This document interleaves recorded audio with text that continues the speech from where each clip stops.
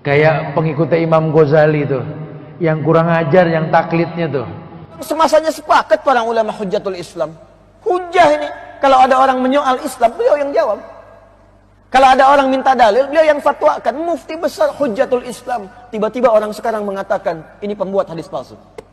Tinggalkan Ghazali. Anda siapa? Sayyidina Musa alaihissalam ketika bercakap dengan Allah Subhanahu wa taala, ditanya oleh Allah, ma tilka biyaminika ya Musa? Hai Musa, apa yang ada di tangan kananmu itu? Kata Nabi Musa, tilka asaya atawakka'u 'alaiha wa ahushu biha 'ala ghanami wa liya fiha ma'aribu ukhra.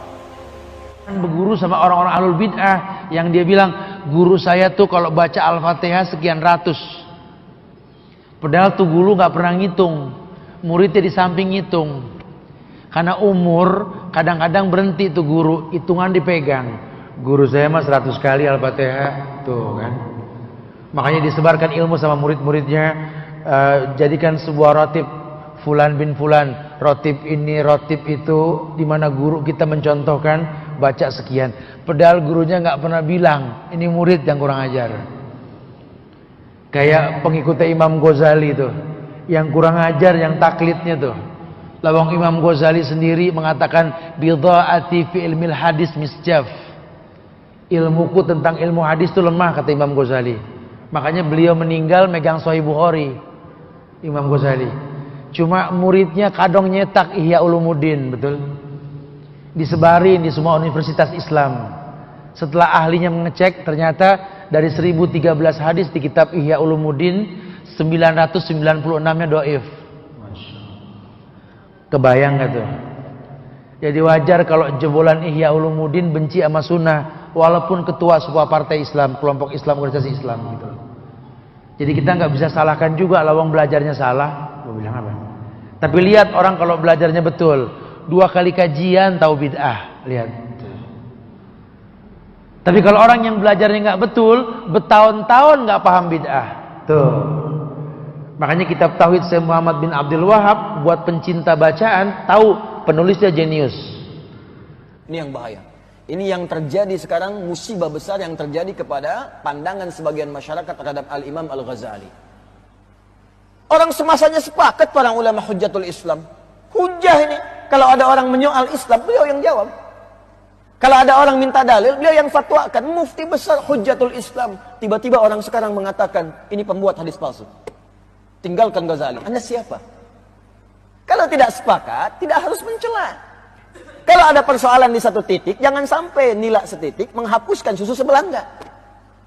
Ya mungkin yang baiknya masih ada, yang lain Anda nggak sepakat, nggak ada masalah. Tapi sisi lainnya, siapa yang paling tajam mengomentari ahli kalam pada saat itu? Siapa yang membantah logika para filsafat yang banyak memurtadkan orang Islam pada saat itu? Al-Imam Al-Ghazali. Lantas Anda mengatakan, ini nggak paham ilmu hadis. Anda siapa, Joni?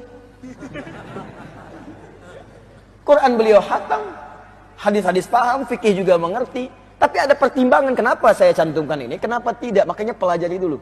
Ya itu saya punya kawan orang Syria, tesisnya tentang Al-Imam Al-Ghazali. Kami sedang di halaqah di TV malah saat itu, sedang bareng-bareng. Tiba-tiba ada pemateri mencela Al-Imam Al-Ghazali, itu duduknya langsung berubah, matanya memerah. Dia katakan, bagaimana apa yang harus saya lakukan? Saya tinggalkan saja halaqah ini atau bagaimana? Kami bilang, jangan Anda tinggalkan. Kalau Anda tak sepakat, jawab dengan cara yang lembut. Tunjukkan kepadanya bahwa apa yang disampaikan tidak tepat. Maka dimulai dengan kalimat Sayyidi, Jazakallah khair, Masya Allah, kalimatnya bagus sekali.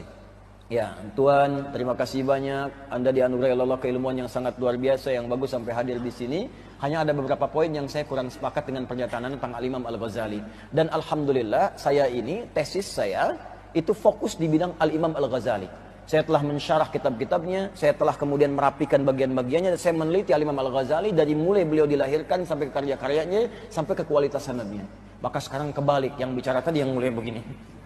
Karena apa? Beliau membaca satu buku, orang ini sudah mengamati dari lahirnya Al-Ghazali sampai karya-karyanya selesai. Maka disampaikanlah, yang menurut Anda begini tadi, nampaknya menurut saya mungkin agak kurang paham, atau mungkin kurang baca referensi. Anda bisa cek lagi di referensi yang seperti ini yang meluruskan yang Anda baca tadi. Yang Anda baca begini, ini yang kurang tepat. Ternyata ada keterangan lain yang menunjukkan begini. Mungkin Anda bisa baca buku yang ini. Anda bisa baca kalimat yang ini. Setelah mendengarkan semuanya apa yang terjadi, yang satu tidak merasa digurui, yang kedua pun bisa paham dengan apa yang disampaikan. Akhirnya bersahabat keduanya. Selesai. Jelas ya? Dan itu indah, itulah akhlak. Itulah akhlak. Jadi jangan sampai perbedaan pendapat di antara kita menjadikan kita tidak bisa minum teh bersama. Paham ya? Sayyidina Musa alaihissalam ketika bercakap dengan Allah Subhanahu wa taala ditanya oleh Allah, ma tilka biyaminika ya Musa? Hai Musa, apa yang ada di tangan kananmu itu?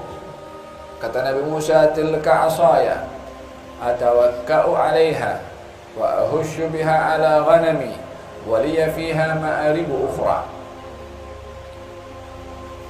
Katanya itu adalah tongkat saya gunakan untuk saya bersandar, dan saya gunakan untuk menghalau kambing-kambing saya, dan saya ada keperluan yang lain dengan tongkat itu. Allah tanya, apa yang ada pada tangan kananmu? Dijawab panjang lebar dengan explain oleh Nabi Musa. Apa sebabnya? Kala Imam Syadzili, Imam Syadzili sahib Al-Hizbul Bahar, pernah bermimpi melihat kepada Imam Al-Ghazali. Dalam mimpi itu ada Imam Ghazali bersama dengan baginda Rasulullah sallallahu alaihi wasallam, dan di situ ada Nabi Musa. Maka kata Nabi Musa alaihissalam bertanya kepada Imam Al-Ghazali, siapa namamu? Kata Imam Ghazali mengatakan Muhammad bin Muhammad Hamid Al-Ghazali. Berapa disebut namanya? 3. Namanya, bapaknya, datuknya, dan juga kabilahnya. Kata Nabi Musa, aku tanya nama kamu saja. Kenapa kamu dapat datangkan nama bapak dan juga datuk serta kabilah? Maka kata Imam Al-Ghazali mengatakan kepada Rasulullah, ya Rasulullah, perlukah saya jawab soalan ini kalimullah Nabi Musa, atau saya diam karena sopan dan adab kepada beliau? Dia tanya dulu, kepada siapa? Kepada yang mengajarkan adab.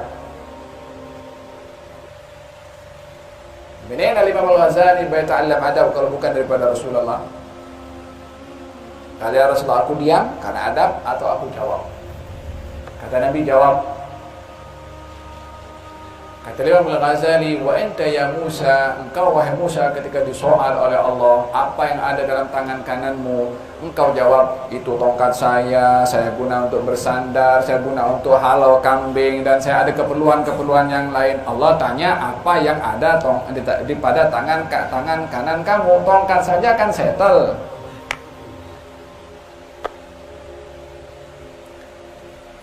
Kata Nabi SAW, adakah pada umat kamu, wahai Musa, orang sepandai orang ini? Tidak ada.